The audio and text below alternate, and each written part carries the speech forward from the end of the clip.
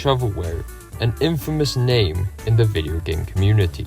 For as long as video games have had their many successful errors over the years, Shovelware has always managed to cast a bad shadow over some of them. Whether it be from tarnishing a trend or a console's name due to oversaturation, whatever the reason is, it's no wonder why Shovelware carries an infamous name of itself, especially if it's meant to be used against a developer known for making bad games. And in this video, we're going to be taking a look at one of the most infamous ones, Data Design Interactive. As for brief context as to who this developer was, Data Design Interactive made a name for itself for producing a mass amount of shovelware for the Wii, a console that's name has been somewhat tarnished by the amount of shovelware that managed to release on the system. While they were already a prominent developer in the 90s and 2000s, the late 2000s was when they got their infamous reputation. So join me as we take a look at one of the most infamous shovelware developers and how they got their reputation in the first place. This is the story of Data Design Interactive.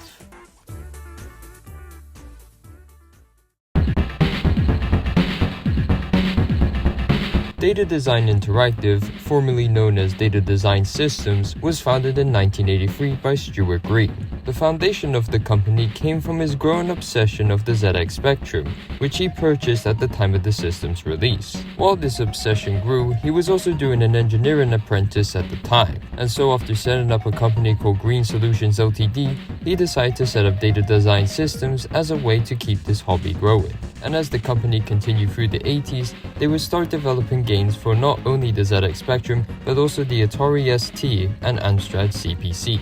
Some of these games developed during this time included Astrocade, Mega Mason, Invadus, Annals of Rome, and Tobruk.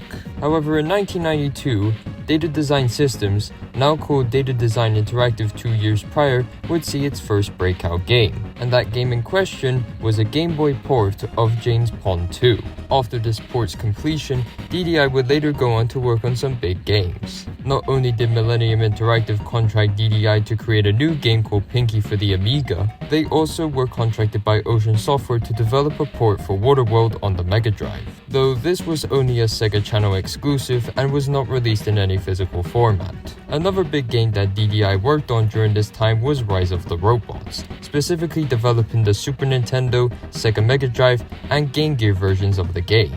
While they were not the only ports of the game being developed, they were also the most commercially released versions of the game, specifically the Super Nintendo version. While Rise of the Robots eventually fell into obscurity and is now known more as a game that was overhyped by its marketing, this didn't damage DDI's name in any significant way, especially since the studio would find a much larger success a few years down the line. Fast forward to 1998, and a developer called Chrysalis Software develops a game called Lego Chess. Now, what does this have to do with DDI in specifics? Well, DDI was contracted by LEGO to develop the FMV sequences seen in the game, which led to DDI creating their most beloved game ever, LEGO Rock Raiders, which is a game that has managed to develop a strong cult following over the years. However, for this specific game, this also marked a new era for DDI. In LEGO Chess, they were credited as their name, but for LEGO Rock Raiders, they opened up a new subsidiary called Artworld UK, led by newly recruited DDI employee Robert Dorney, who was the art director for the LEGO Chess FMV sequences. While this game's release didn't allow DDI to work with LEGO Media fully,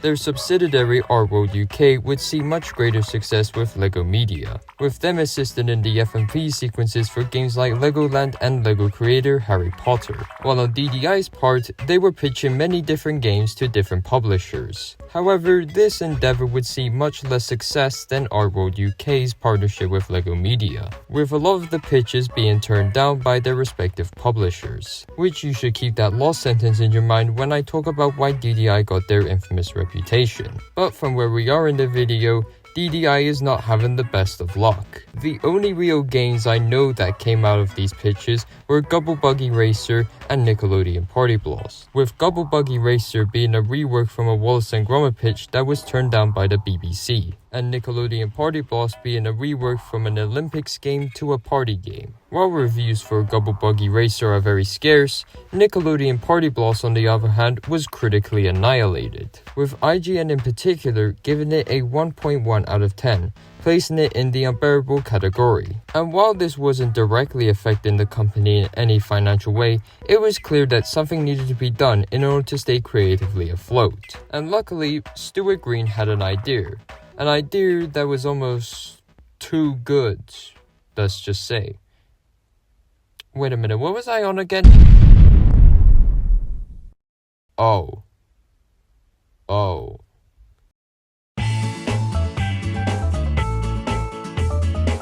For those who don't know, Phoenix Games was a low-budget publisher for PlayStation 1 and PlayStation 2 games. Their business model, along with their extensive catalog of games, were the very definition of shovelware. Low-quality games with barely any content in them and was only made just to trick unsuspecting consumers. But by far their most infamous aspect of them all was their plethora of mockbuster games for both the PS1 and PS2.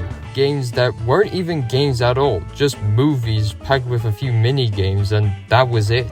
Some of these games, including Dalmatians 3 and Son of the Lion King, took their mockbusters from the infamous German animation studio Dingo Pictures, while others like Snow White and the Seven Clever Boys and Pinocchio took their mockbusters from a Polish company called Longsoft Multimedia. But to get back on topic, DDI and Phoenix Games partnered up in 2004 to release a bunch of games, with the most notable one out of the bunch being Mythmaker Supercar GP and Orbs of Doom. While this deal seemed to be successful in the short term, in the long term, problems started to arise. The first problem was that DDI was making very little money out of these games. The games would usually generate a revenue of 5 figures each, which doesn't sound too bad in the grand scheme of things. But it's the second issue that was the real big problem. The problem in question was a late fee by the distributor. The distributor in question was the retailers who stocked on the games that Phoenix Games would send out, including the ones made by DDI. Why the late fee was bad for DDI was that the fee charged more than what they made off of the games. So if Phoenix Games was ever in a situation where they got a late fee, that could spell financial trouble for DDI. Now thankfully, from what I know, Phoenix Games never got a late fee, but the thought of having one scared DDI pretty badly. And just a year later, DDI stopped working with Phoenix Games. And speaking of publishers, Stuart Green had another great idea. In 2005, his company Green Solutions Ltd acquired the European branch of defunct publisher Metro 3D. This acquisition was smart in many areas. For starters, the worries about a late fee was mostly gone, because now they have both a developer and publisher in-house under the same roof. The second beneficial thing that came from this was that Metro 3D had a Sony publisher license. This meant that instead of relying on a third-party middleman to publish their games, they could just publish their games on their own, and in turn they could sell directly to distributors and get games out more quicker because of that. And this seemed to be such a smart move on Stuart's part, because this section is where we get into the nitty-gritty of the video.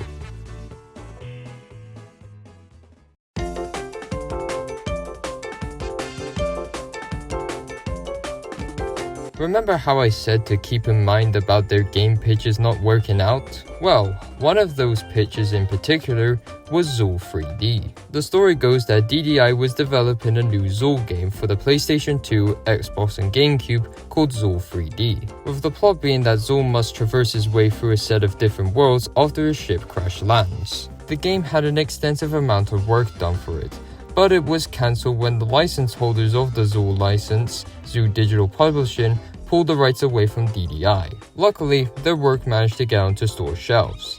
Unluckily, however, this led to the most infamous aspect of DDI. Here are 4 games by the studio: Ninja Bread Man, Anubis 2, Trixie in Toyland, and Rock'n'Roll Adventures. And what's so significant about these games? Well, these are the games that directly came from the rejected Zool pitch. But the bad bit about it is that all of these games are the exact same. Same layout, same controls, same music, and to top it off, only 30 minutes worth of gameplay. The only things that are different about these games is that they have different characters and different enemies, but That's not really saying much, is it? Ninja Bread, Trixie, and Anubis all came out in 2005, originally on the PlayStation 2, with Rock'n'Roll Adventures coming out for both the PS2 and Wii in 2007. As for what happened in between, DDI continued both developing and publishing new games, with some of these games including Billy the Wizard Rocket Broomstick Racing and Casper and the Ghostly Trio, which, crazily enough, Casper was another reskin of the rejected Zulpich. The only difference was that it was not published by DDI's own Metro 3D, but instead Blast Entertainment, another shovelware-laden PS2 publisher, obviously not on the popularity of Phoenix Games, but just enough to have their name be drowning in infamy. But in that same year, 2006, came Nintendo's new console, the Nintendo Wii, which was a massive console in the 7th generation, beating both the Xbox 360 and PlayStation 3, which not only was it due to the novelty of its motion controls, it was also due to Nintendo's decision to market it towards the casual gamer audience, which, while it made it more successful, it also made it a haven for shovelware developers, more specifically, DDI. And DDI wasted no time in wanting to cash in on the Wii's success. Not only did they port most of their PS2 games onto the Wii with added motion controls, they also rebranded Metro 3D into Popcorn Arcade, which was their dedicated Wii label. Alongside that, they enlisted the help of Koch Media to distribute the games in the UK, while also enlisting the help of publisher Conspiracy Entertainment to bring the games over to America. Though the partnership with Conspiracy Entertainment would be short-lived, as soon afterwards, DDI partnered up with Destineer to release their games in America under the Bold Games label. And while that is mostly the reason why they got their infamous reputation, at this point in time, the company seemed to be doing really well. Not only did they eventually open up a US office in Sarasota, Florida in 2008, but in that same year, their label Popcorn Arcade had an estimated 40% market share in European Wii budgeted title games, with their games making upwards to over 30 million euros. And as IGN puts it, they truly were the David in the Goliath of the game industry, and that they were aiming to shoot high in 2009. Ooh, that actually rhymed. It makes me really interested in what happened to DDI next year.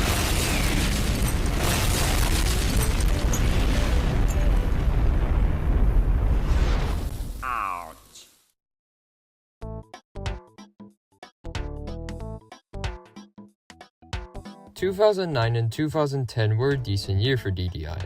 Their output slowed down significantly, but they managed to get a few titles out. Some of these games included Party Pigs Farmyard Games, Crazy Mini Golf 2, and their final game ever, My Personal Golf Trainer. But with the output being significantly slower than previous years, what happened? Well, in the same year of 2010, the company entered into compulsory liquidation. For those who don't know what compulsory liquidation is, it's basically where a company is taken to court and is forced to shut down because they cannot pay their debts, with that company inside the court hearing being labeled an insolvent company.